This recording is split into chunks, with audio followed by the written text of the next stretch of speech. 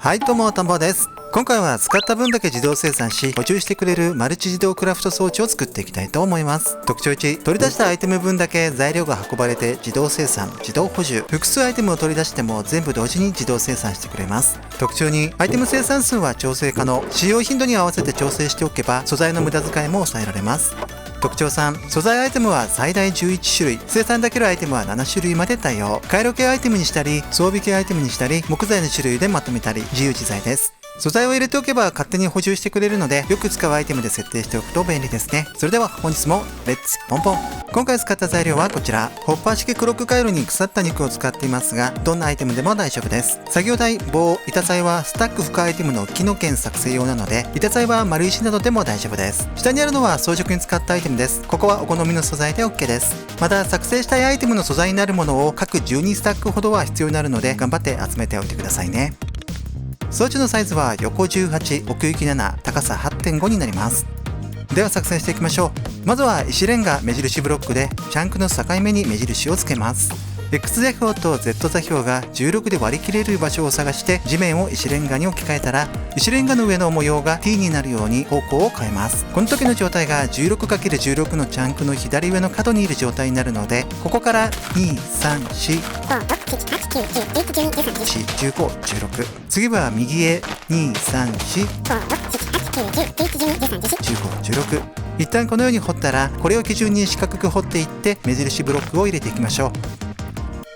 今回の装置はレールでチェスト付きトロッコを走らせるので、念のためチャンク内にレールが収まるように作っていきます。収まればどの位置でもよくて、向きもどの向きで作っても大丈夫です。今回はこのように2つ作って向かい合わせに配置することを想定して、通路が狭くならないような位置に装飾用不透過ブロック、樽、自動作業台、ホッパーを使って配置していきます。まずはチャンクの右下の角から数えて12345マス目。ここに装飾用不透過ブロックを123個。次はこの位置に樽を設置。樽の上に仮ブロックを置いたら、その上に下向きのホッパーをポン。向きを確認します。次は仮ブロックを壊して、ここの地面を一旦削ったら、中に入って見上げながらホッパーの下に下向きの自動作業台を設置して穴は埋めます。これで作成アイテム1つ分ですね。今回は最大となる7個で作っていくので、これと同じものを左にあと6個並べていきます。はい、 OK。 次は左右に装飾用不透過ブロックをこのように追加で置きます。まずは一番左のこの位置から横3、高さ3でこのように置いたら、ここにもう一つ追加。次は右側ですね。この位置から1、2、3、4とこのように置いてください。では視点を背面に変更して、ここからは制御回路を作っていきます。まずは樽の背面にコンパレーターをこのように設置します。コンパレーターの向きはこちらです。では左側からこの樽の背面にこの向きでコンパレーター、あとは同じ要領で他の樽の背面にも置いていってください。次はコンパレーターの間にダストを設置します。コンパレーターとコンパレーターの間のここですね。こんな感じで置いていってください。次は不透過ブロックをこのように設置します。置き始めるのはこの自動作業台の位置からですね。こんな感じで右側の自動作業台のところまで置いていってください。次はホッパーの背面にコンパレーターをこのように設置します。コンパレーターの向きはこちらです。では左からホッパー背面にこの向きでコンパレーターをポン。あとは同じ要領でホッパーの背面に置いていってください。次は先ほどと同じようにコンパレーターの間にダストを設置します。コンパレーターとコンパレーターの間のここですね。こんな感じで置いていってください。次は下のコンパレーターの先に不透過ブロックをこのように設置します。置くのはこのコンパレーターの先ですね。ここからポンポンポンポンポンポンポンと置いてください。次はコンパレーターをこのように設置します。コンパレーターの向きはこちらです。置くのはこの位置からですね。ここからポンポンポンポンと置いていって、ここまで置いてください。次は今置いたコンパレーターの上に不透過ブロックをこのように設置します。置くときはしゃがみながらコンパレーターに向けて設置するとこの位置に置けますね。次はこのコンパレーターに向けて設置、あとは同じ要領で置いていってください。次は今置いた不透過ブロックの間にトーチをこのように設置します。置く位置はここですね。こんな感じで不透過ブロックの間に置いていきましょう。次は今置いたトーチの左右の不透過ブロックの背面にもこのようにトーチを取り付けていきます。置く位置はここからこんな感じで不透過ブロックの背面に置いていってください。次は一番下のコンパレータの背面に自動作業台をこのように置いていき、アイテム量を設定します。では左側から一番下のコンパレータの背面のここですね。どの向きでもいいのでこんな感じで置いていってください。次は作業台を開いたら、今回はスロットを2つクリックして無効化しておきます。ここでたくさん無効化すればチェストに保管するアイテム量が増えますが、一旦ここでは2つにしておきましょう。これを残りの自動作業台でも行っていってください。次は一番下の不透過ブロックの背面にこのようにダストを置いていきます。置く位置は一番下の不透過ブロックの背面のここですね。こんな感じで置いていってください。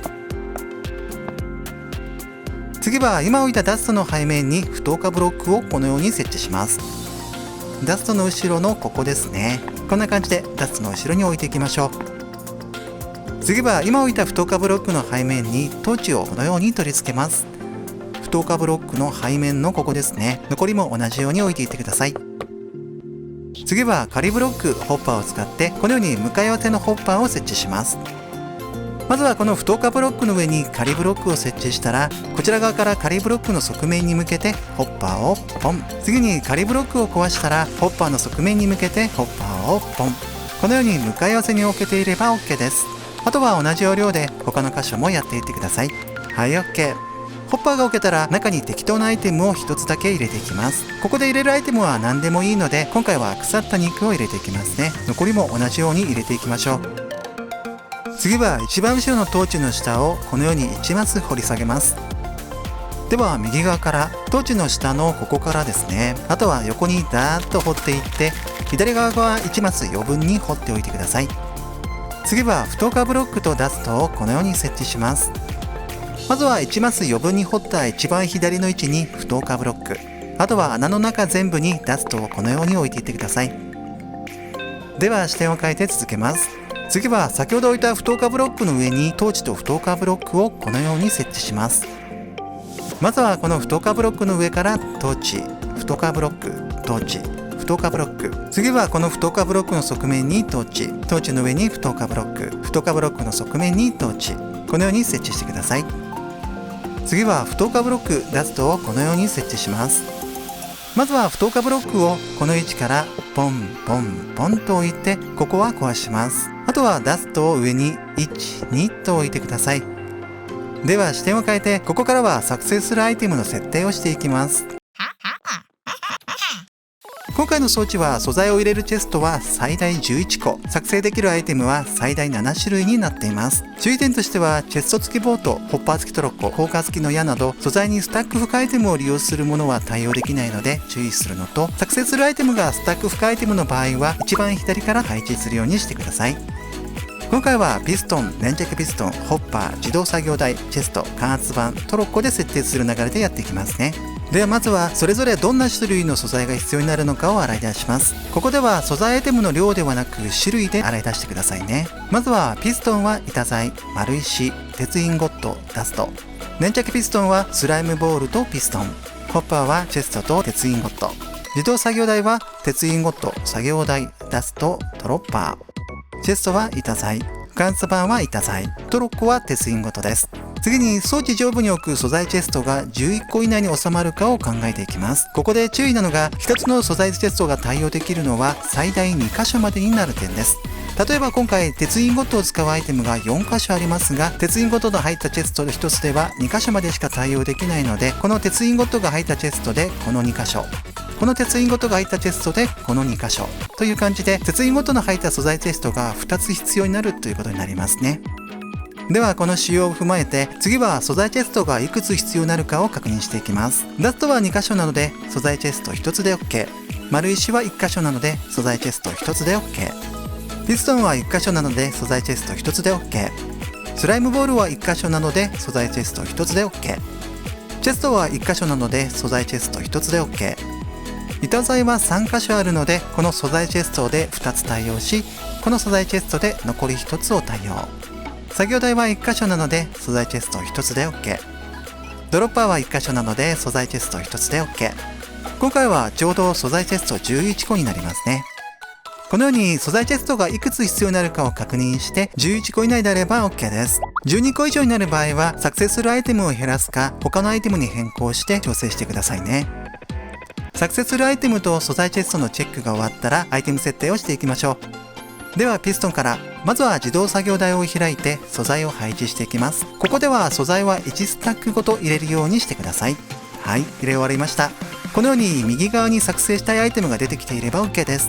次は上のホッパーを開いたら今度は素材の種類ごとに1スタックずつ入れていきます。今回は板材と丸石と鉄インゴットとダストの4種類ですね。スロットが余った部分には木の剣を入れてください。ホッパーに素材が満タンに入ると 1,2 回自動作業台が動きます。このようにチェストにアイテムが入ってきているのも合わせて確認して分かりやすいように額縁で作成アイテムを貼っておきましょう。次は粘着ピストンですね。先ほどと同じように自動作業台を開いて素材を1スタックごとに配置。右に粘着ピストンが出ているのを確認します。次にこのようにスロットが余っている場合には空きスロットをクリックして無効化しておく点に注意です。次は上のホッパーを開いて今度は素材の種類ごとに1スタックずつ入れていきます。3箇所スロットが余りますのでそこにはこんな感じでスタック付加アイテムを入れて埋めておいてください。あとは同じ要領でアイテム設置をしていきましょう。次は素材チェストの配置です。まずは仮ブロックをこのように設置します。置く位置は右から2つ目のホッパーの1マス左のここからですね。ここから左端までダーッと置いていってください。次は仮ブロックの上に下向きのホッパーをこのように設置します。今回は素材チェスト11個必要なのでここから1,2,3,4,5,6,7,8,9,10,11個このように下向きのホッパーを設置しましょう。では視点を背面側に変更して続けます。次は仮ブロックの側面に横向きホッパー、さらにその上に下向きホッパーを設置します。まずは仮ブロックの側面のここから1,2,3,4,5,6,7,8,9,10,11個。次は今置いたホッパーの上に下向きホッパーを置いていきましょう。このように横向きのホッパーと下向きのホッパーが置けていれば OK です。次はこのように素材チェストを11個並べていきます。置くときはしゃがみながらこんな感じでランチチェストを並べていきましょう。次は在庫切れランプをつけていきます。まずはこのようにホッパーの背面に不透過ブロックを設置しましょう。置く位置はこの位置ですね。ここからダーッと置いていってここまで置いてください。次は今置いた不透過ブロックの上にコンパレーターをこのように設置します。コンパレーターの向きはこちらです。まずはこの位置にこの向きでポン。あとは同じように置いていってください。次は今置いたコンパレーターの先に不透過ブロックを設置します。置く位置はコンパレーターの先のここですね。あとは同じようにダーッと横に置いていってください。次はこのように不透過ブロックの背面にトーチを取り付けます。置く位置はここからこんな感じで置いていってください。次は今置いたトーチの上に不透過ブロックを設置します。置くのはトーチの上のここですね。あとは同じように置いていってください。次はリピーターをこのように設置します。リピーターの向きはこちらです。置く位置はこの不透過ブロックの上、この向きで設置します。あとは同じように置いていってください。次はリピーターの先に不透過ブロックを設置します。まずはしゃがみながらこのコンパレーターの向けてポン。するとこの位置に置けますね。あとはこれを横に伸ばしていきましょう。次は今置いた不透過ブロックの側面にこのようにトーチを取り付けます。置く位置はこの不透過ブロックの側面のここですね。あとは同じように置いていきましょう。次はチェストの上にこのように装飾用階段ブロックを設置します。正面側に平らな面が来るようにこの位置にこの向きでポン。あとは同じようにチェストの上に置いていってください。次は不透過ブロックとレッドストーンランプをこのように設置します。まずは不透過ブロックはこのトーチの上のこの位置ですね。同じように置いておきましょう。次は階段ブロックの上にこんな感じでレッドストーンランプを置いていってください。はい、OK。では視点を変えてチェスト内が空の時にチェスト付きトロッコの動作が止まるように回路を組んでいきます。まずはこのように不透過ブロックを設置して回路の置き場を作ります。置き始める位置はこのトーチの側面のここから。あとはダーッと伸ばしていってこの位置まで置いてください。次は今置いた不透過ブロックの上にダストを置いていきます。ここからダーッと置いていってここまでですね。はい、OK。では視点を前面に戻して続けます。次は素材アイテムがわかるように額縁とアイテムを貼り付けていきます。まずは額縁を階段ブロックのところにこのように貼り付けていきましょう。できたら素材アイテムを貼り付けていってください。次は仮ブロックを撤去して素材チェストの下のホッパー内の設定をしていきます。まずはこんな感じで仮ブロックを撤去していったら、次はホッパー内に素材アイテムとスタック付加アイテムを入れていきます。では右側から、ここは鉄インゴットですね。まずはこのホッパーを開いて、一番左に鉄インゴットを1スタック入れて、残りには木の剣を入れていきます。次はこのホッパー、中を開いたら先ほどと同じように入れていきましょう。次はこのホッパー、こちらにも同じように鉄インゴットと木の剣を入れてください。はい、これで1箇所完了。あとは同じ作業を各ホッパーの中にしていってください。次はパワードレールと通常レールをこのように設置します。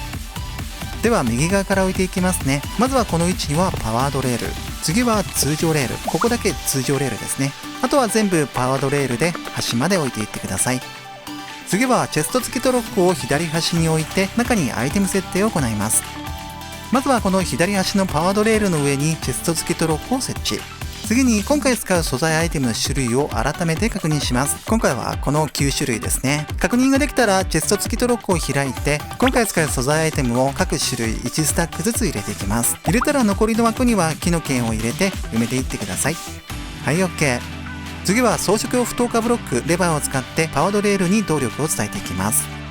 まずは右から3つ目のこのパワードレールの上に装飾用不透過ブロックを設置。置けたら背面にレバーを取り付けてオンにしておきます。これで端まで動力が伝われば良いのですが、このように途中で動力が途切れる場合は今度は左側に回ってこの位置にレバーを取り付けてオンにしましょう。パワードレールに動力が伝わるとこのようにチェスト付きトロッコが右端まで移動して止まるので確認しておいてください。次は各素材チェストにアイテムを入れていきます。こんな感じで多めに素材を入れていってください。素材を入れるとレッドストーンランプが点灯するので合わせて確認してくださいね。全ての素材チェストにアイテムが入るとこのようにチェスト付きトロッコが動き出してアイテムの生産がスタートします。樽の中にアイテムが溜まっていくのを確認しつつアイテム生産が終わるまでしばらく稼働させておきましょう。アイテム生産中に素材アイテムがなくなるとこのように該当の箇所のレッドストーンランプが消えて動作を停止するので、その場合は素材を補充してくださいね。はい、生産が完了しました。樽の中を開くとスタック可能アイテムはこのように124個溜まっていて、スタック付加アイテムのトロッコは2個ですね。ではここからは貯めておく量を調節する方法について解説していきます。エンドポータルが壊れてた。はい。まず貯めておく量を制御しているのがここを壊して奥に見えるこの自動作業台になります。現在は2スロットを埋めているのでさらにクリックして埋めてあげるとこの両サイドのアイテムの量が増えます。ちなみに埋めるスロットごとの貯められるアイテム量はこんな感じです。スタック可能アイテムとスタック付加アイテムで貯められる量に大きく差があるので、今回の場合トロッコの量を増やそうとすると隣の加圧板も大量に増えることになります。もしトロッコだけを増やしたいといった場合にはこんな感じで自動作業台、コンパレーター、ダストを追加してこの自動作業台で設定してあげてください。では最後に装飾をしていきましょう。まずは前面部分がフラットになるように作っていきます。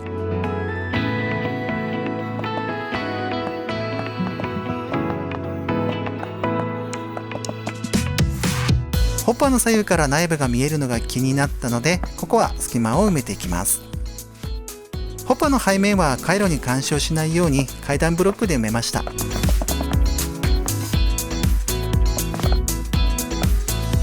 左側面は一部板ガラスを入れてみました。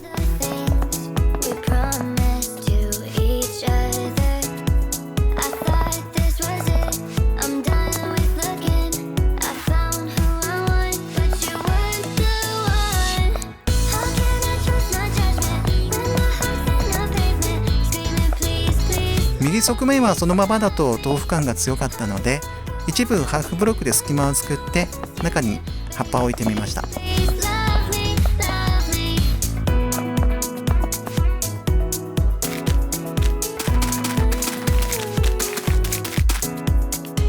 背面は今回はそのまま塞いでおきます。屋根はモンスターが湧かないようにハーフブロックを置いていきます。最後にチャンクの目印に使った焼き石を取り除いていきます。はい、今回はこんな感じです。皆さんもいろいろ工夫して装飾してみてくださいね。はい、今回は使った分だけ自動生産し補充してくれるマルチ自動クラフト装置を紹介させていただきました。高評価、チャンネル登録で応援よろしくお願いいたします。田んぼでした。ではまた。